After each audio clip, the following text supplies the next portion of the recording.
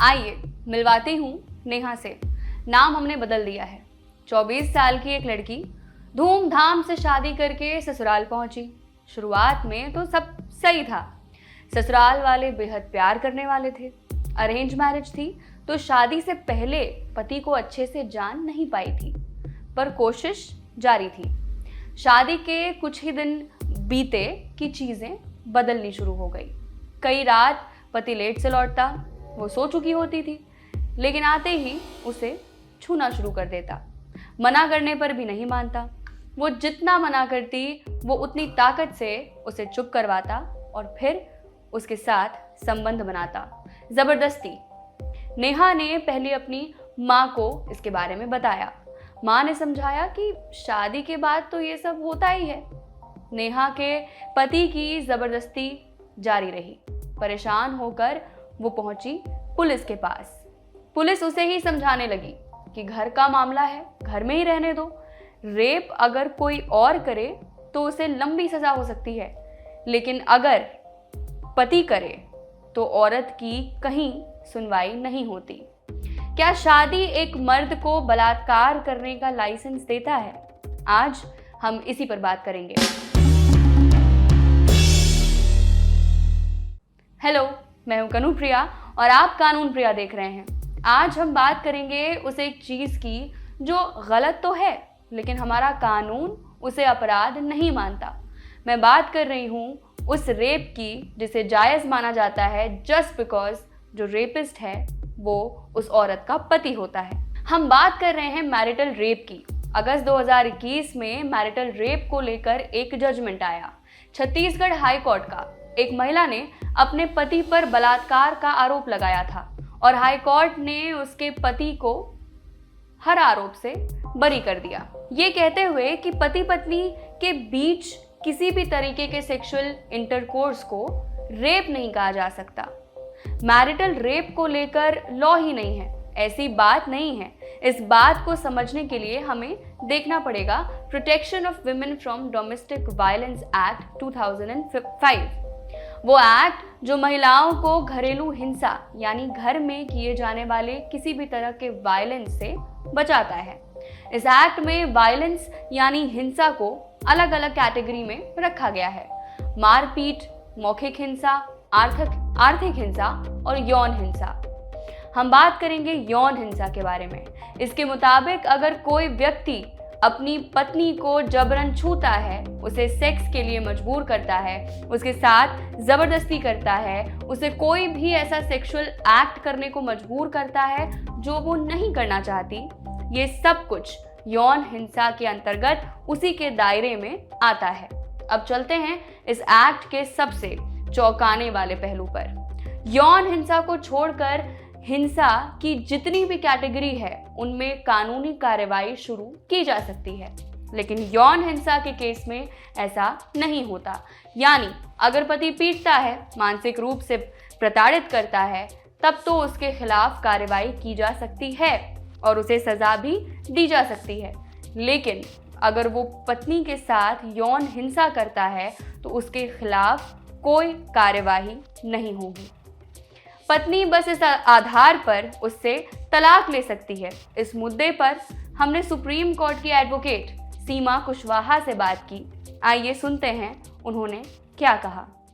ये सच है कि हमारे देश में मैरिटल रेप को रेप नहीं माना गया, क्योंकि माननीय सर्वोच्च न्यायालय या कई बार ऐसे बहुत सारे पिटीशंस जो हैं फाइल किए गए माननीय सर्वोच्च न्यायालय और हाई कोर्ट में भी, लेकिन ये कह करके मैरिटल रेप को रेप नहीं माना गया कि अगर पति पत्नी के बीच जो संबंध हैं और उनमें अगर पति ज़बरदस्ती कर रहा है, उसका रेप कर रहा है और उसकी अगर पत्नी कंप्लेन कर रही है, तो फिर ये परिवार जो सामाजिक जो स्ट्रक्चर है, जो ताना बाना है, परिवार टूटेंगे और हमारा पूरा जो स्ट्रक्चर है वो डिस्ट्रॉय होगा।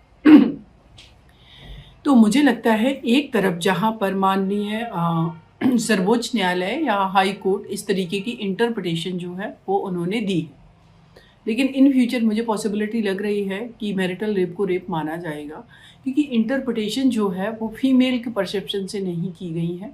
जो भी फीमेल एडवोकेट हैं, जस्टिस हैं, या फिर जो इन सारी चीज़ों से सफ़र कर रही हैं।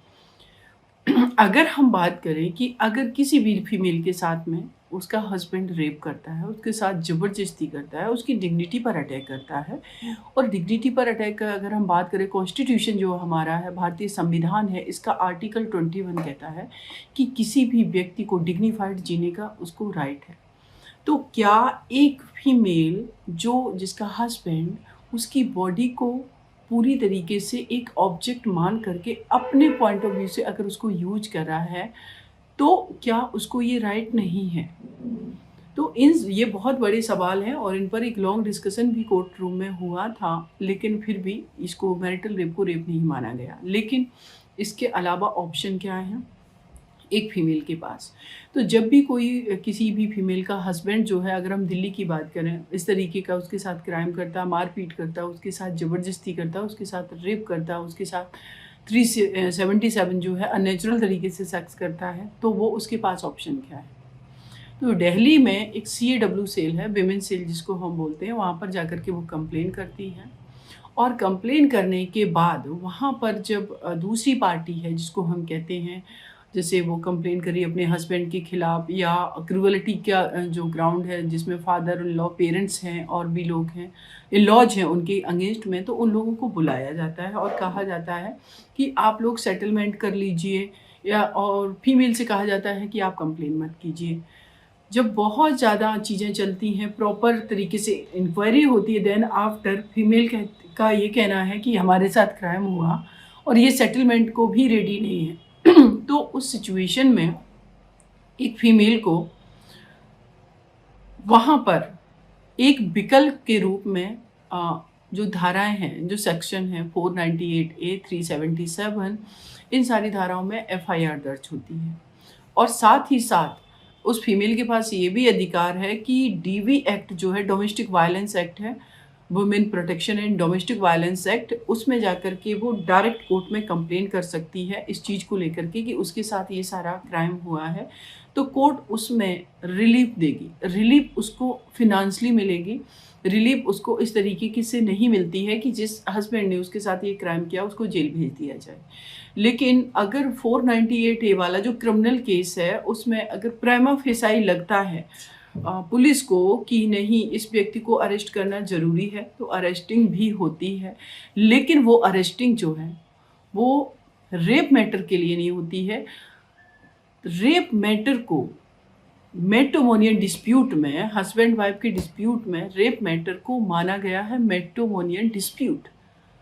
वो डिवोर्स का ग्राउंड तो हो सकता है, वो मेंटेनेंस देने का ग्राउंड तो हो सकता है, भरण पोषण देने का ग्राउंड हो सकता है, वो शेयर हाउस होल्ड में फीमेल रहेगी मैट्रिमोनियल हाउस में, वो उसका ग्राउंड हो सकता है, बच्चों के मेंटेनेंस का ग्राउंड हो सकता है, लेकिन वो रेप का और इस क्रिमिनल केस रेप की धारा 376 में चलने का ग्राउंड नहीं हो सकता है।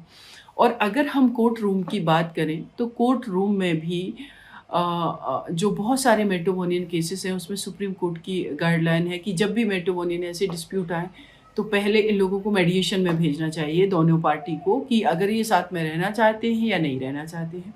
साथ में रहना चाहते हैं तो उस पॉइंट ऑफ व्यू से कोर्ट डिसाइड करे कि जैसे शेयर हाउस होल्ड को उसको लड़की को अलाउ कर दे रहना, उसमें उसको मेंटेनेंस दिलवाए, या लड़के की काउंसलिंग करवाए, लड़की की काउंसलिंग करवाए, और अगर साथ में नहीं रहना चाहते हैं तो फिर कोर्ट उस तरीके से डिसाइड करे। लेकिन इन दोनों डिसीजंस के बीच में एक जो बहुत इम्पॉर्टेंट बात है वो ये है कि एक फीमेल जिसके साथ ये क्राइम हुआ उसको नॉर्मल बात माना गया। अगर हम आज की ही रिसेंटली बात करें, आज एक हियरिंग थी, बहुत इंपॉर्टेंट हियरिंग थी, 354 का मैटर था, 377, 34 और 498A ये मैटर था, क्रिमिनल केस था, एक हमारी जो क्लाइंट है उन्होंने किया हुआ था।